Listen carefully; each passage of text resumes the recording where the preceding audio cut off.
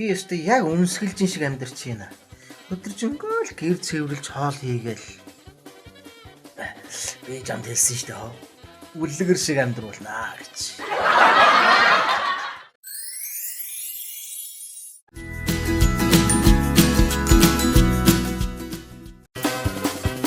Нэгэн залуу бурхнаас асууж байна гинэ. Бурхан минь та яагаад эмгтээчүүдийг ийм хөөрхөн болгож бүтээсэн юм бэ? Донорыг хараад дурлаж байгээ гэж ийм хөөрхөн болголоо. Та тэгвэл яагаад тэднийг тийм тэнэг болгож бүтээсэн? Та нарт дурлаж байгээ гэж тэднийг тэнэг болгож бүтээлээ.